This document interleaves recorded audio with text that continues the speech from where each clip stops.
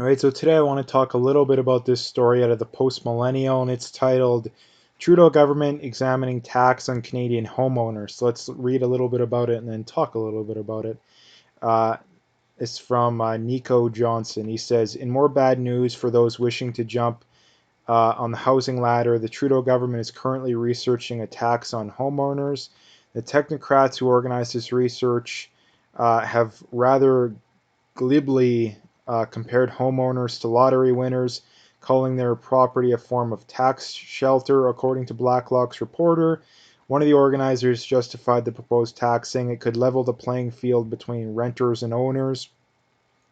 The consequences of excessive housing investments can be severe if housing prices fall, added the spokesperson. The research project is being conducted at the University of British Columbia in Vancouver. If this policy is implemented, Canadians would have to pay tax when they sell their home. Currently, you're only taxed on the sale of homes if you have more than one residence. Further attempting to justify the tax, the spokesperson said that not taxing homeowners is a catch-22. The more we made homeownership profitable, the more we made housing unaffordable. If we want a future where all Canadians can afford a good home, including their kids and grandkids, we must unravel this pre-existing catch-22. The tax would raise the federal government a significant sum of money, $6 billion per year, if it were implemented.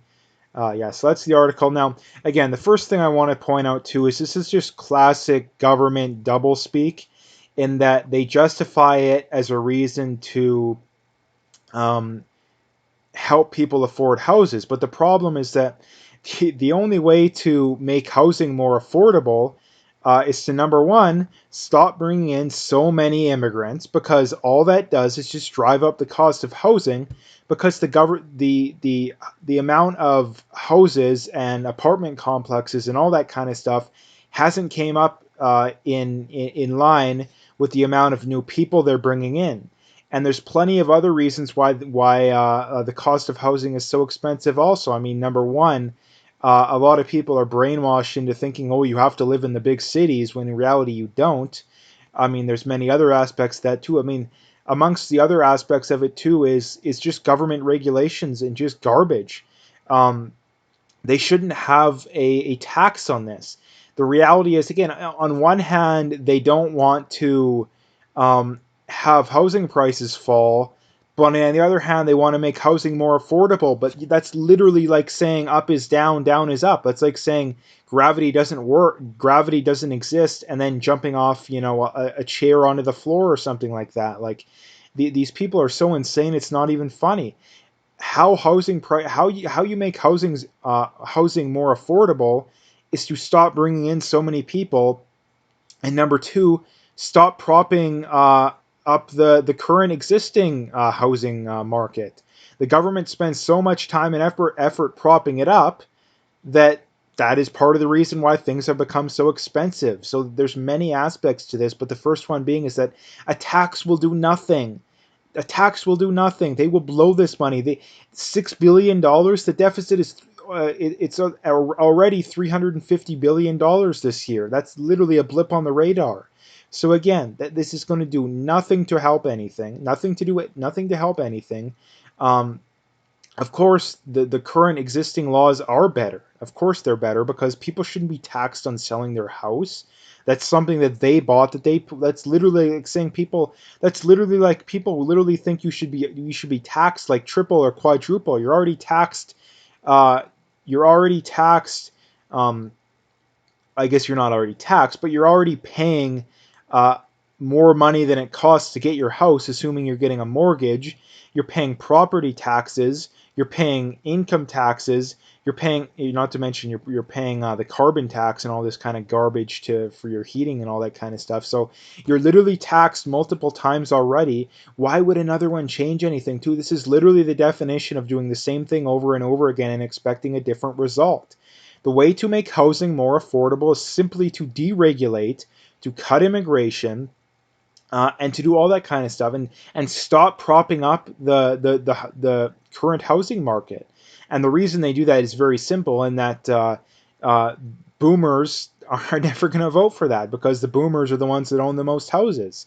So again, that's not going to it's not going to change for a while. I think the problem only continues to get worse until eventually it becomes so bad that you literally can't ignore it anymore. Like I don't know how someone on a median income affords a house in Toronto or Vancouver these days. I really don't know how you do it.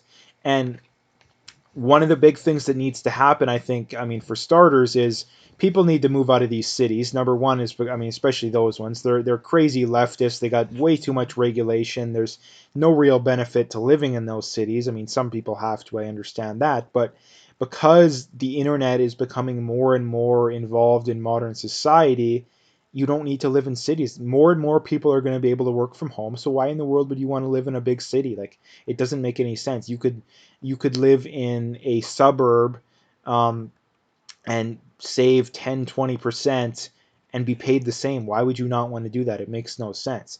And like I say, the other I mean there's several other reasons too, but the other thing too is that regulation and a lot of this garbage needs to be clawed back. It needs to be clawed back because the reason why housing prices got so high are so high nowadays is because of regulation and because of the government propping up the housing market. Again, like I really don't understand how they can literally say in the same breath we can't that it's we can't allow housing prices to go down, but we also want to make them more affordable. You have to pick one. Like you have to pick one, and that's the thing too is that the only way that housing becomes more affordable is to let them go down, and that's the thing too that needs to happen. The problem is that if they ever said that, they would make the boomers really mad. And the problem is that the only way the next generation is going to benefit is if housing prices come down. Like housing prices are incredibly artificially inflated. And like I say, the problem with that is the boomers would hate that, but the only way to help the next generation is for that to happen. So again, and that's the other thing too. All the boomers out there that we care about the next generation and all that kind of stuff. You don't. If I mean, there's two things. Number one, if you're not willing to cut your pension a little bit, and number two, especially if you're not willing to allow housing prices to go down, um, then you don't really care. You care, but you don't care when it comes to your pocketbook, which is just proof when you actually would care. So anyway, that's what I wanted to talk about today. So if you like the video, make sure to hit that like and subscribe.